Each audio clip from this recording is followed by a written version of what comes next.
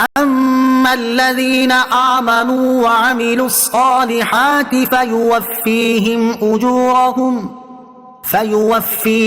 أجورهم ويزيدهم من فضله وأما الذين استنكفوا واستكبروا فيعذبهم عذابا أليما ولا يجدون لهم من دون الله وليا ولا نصيرا۔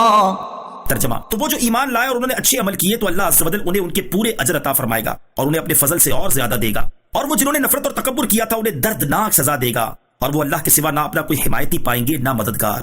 فَأَمَّا الَّذِينَ آمَنُوا، تو جو ایمان والے ہیں، یہاں اللہ عز و جل کی بندگی کو اپنا اعزاز اور اپنے سر کا تاج سمجھنے والوں یعنی مومنین صالحین کو بشارت، اور اللہ عز و جل کی بندگی سے نفرت و تکبر کرنے والوں کو وعید بیان کی گئی ہے۔ پہلے گروہ کو بھرپور اجر ملے گا اور اس کے ساتھ ان پر فضل الہی کی مزید بارش برسے گی جس میں اللہ عز و جل کا دیدار بھی شامل ہے۔ اس کے برعکس عبادت الہی کے منکروں اور اس سے تکبر کرنے والوں کو دردناک عذاب سے دوچار ہونا پڑے گا۔ يا أيها الناس قد جاءكم برهان من ربكم وأنزلنا إليكم نورا مبينا۔ ترجمہ: اے لوگوں، بے شک تمہارے پاس تمہارے رب کی طرف سے واضح دلیل آ گئی اور ہم نے تمہاری طرف روشن نور نازل کیا۔ یا ایھا الناس، اے لوگوں، یہاں تمام انسانوں سے خطاب ہے، وہ کہیں کے ہوں اور کبھی بھی ہوں۔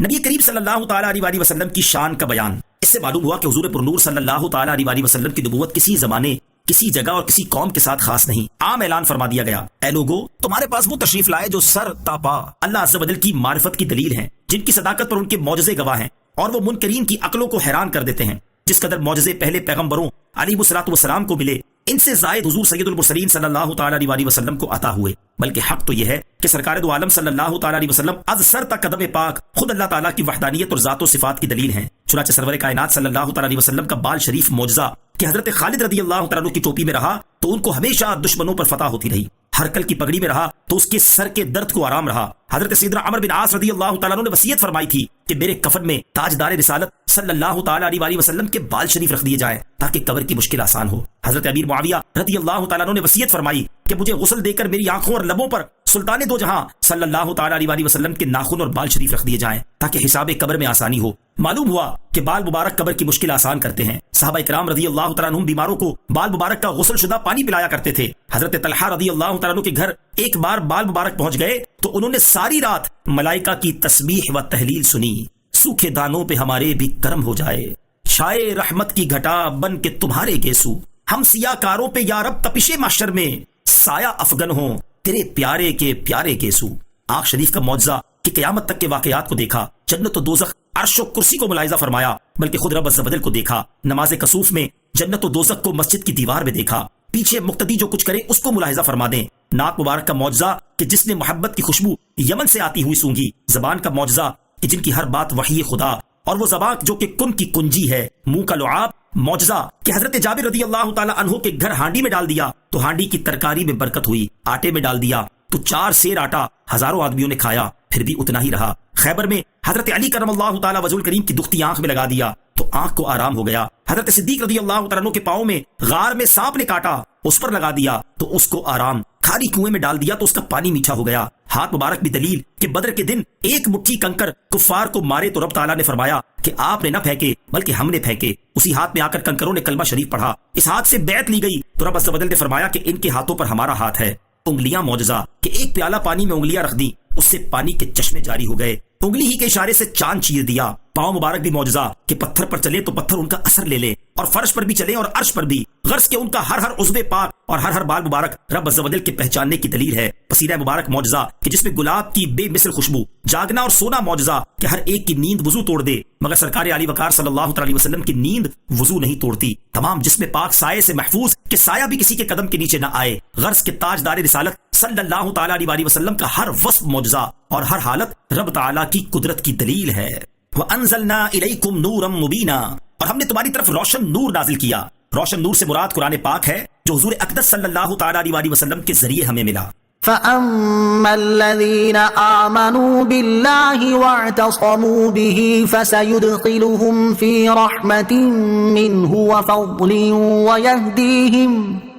ويهديهم إليه صراطا مستقيما.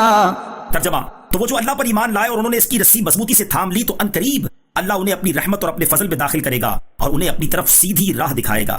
فسيدخلهم في رحمة منه وفضل. تو عنقریب اللہ انہیں اپنی رحمت اور اپنے فضل میں داخل کرے گا. ایمان والوں کو رحمت، فضل اور سیدھے راستے کی بشارت عطا فرمائی گئی ہے. رحمت جنت ہے اور فضل جنت میں کرم بالائے کرم والے امور ہیں، اور سیدھا راستہ دین اسلام ہے جو سیدھا قرب الہی تک لے جاتا ہے. يستفتونك قل الله يفتيكم في الكلالة إن امرؤ هلك ليس له ولد وله أخت فلها نصف ما ترك وهو يرثها إن لم يكن لها ولد فإن كانت اثنتين فلهما الثلثان مما ترك وَإِن كَانُوا إِخْوَةً رِجَالًا وَنِسَاءً فَلِلذَّكَرِ مِثْلُ حَظِّ الْأُنثَيَيْنِ يُبَيِّنُ اللَّهُ لَكُمْ أَن تَضِلُّوا وَاللَّهُ بِكُلِّ شَيْءٍ عَلِيمٌ. ترجمہ: اے حبیب، تم سے فتویٰ پوچھتے ہیں، تم فرما دو کہ اللہ تعالیٰ تمہیں کلالہ کے بارے میں فتویٰ دیتا ہے. اگر کسی مرد کا انتقال ہو جس کی اولاد نہ ہو اور اس کی ایک بہن ہو تو ترکے میں اس کی بہن کا آدھا ہے اور مرد اپنی بہن کا وارث ہوگا. اگر بہن کی اولاد نہ ہو، پھر اگر دو بہنیں ہوں ترکے میں ان کا 2/3 حصہ ہوگا، اور اگر بھائی بہن ہوں جن میں مرد بھی ہوں اور عورتیں بھی تو مرد کا حصہ 2 عورتوں کے برابر ہوگا. اللہ تمہارے لیے صاف بیان فرماتا ہے تاکہ تم بھٹک نہ جاؤ، اور اللہ ہر چیز جانتا ہے. یستفتونک، تم سے فتویٰ پوچھتے ہیں. آیت مبارکہ میں کلالہ کی وراثت کا بیان کیا گیا ہے. کلالہ اس کو کہتے ہیں جو اپنے بعد نہ باپ چھوڑے نہ اولاد. اس آیت کی شان نزول کے متعلق بخاری اور مسلم میں ہے کہ حضرت جابر بن عبداللہ رضی اللہ تعالیٰ عنہ بیمار تھے. سرکار مدینہ صلی اللہ تعالیٰ علیہ وسلم حضرت صدیق اکبر رضی اللہ تعالیٰ عنہ کے ساتھ ان کی عیادت کے لیے تشریف لائے. حضرت جابر رضی اللہ تعالیٰ عنہ بے ہوش تھے. تاجدار رسالت صلی اللہ تعالیٰ علیہ وسلم نے وضو فرما کر اس کا پانی ان پر ڈالا تو انہیں افاقہ ہوا.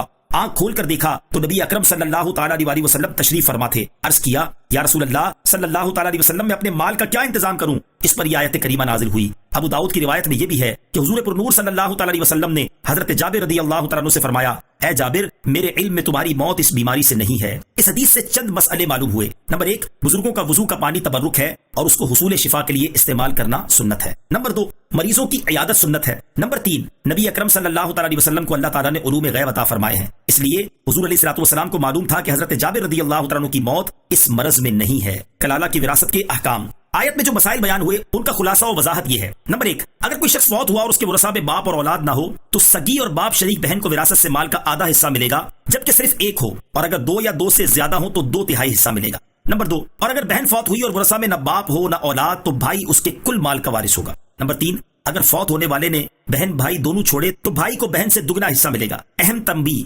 وراثت کے مسائل میں بہت وسعت اور قیود ہوتی ہیں. آیت میں جو صورتیں موجود تھیں ان کو بیان کر دیا، لیکن اگر وراثت کا کوئی مسئلہ درپیش ہو تو بغیر کسی ماہر میراث عالم کے خود حل نہ نکالیں. صدق اللہ العظیم.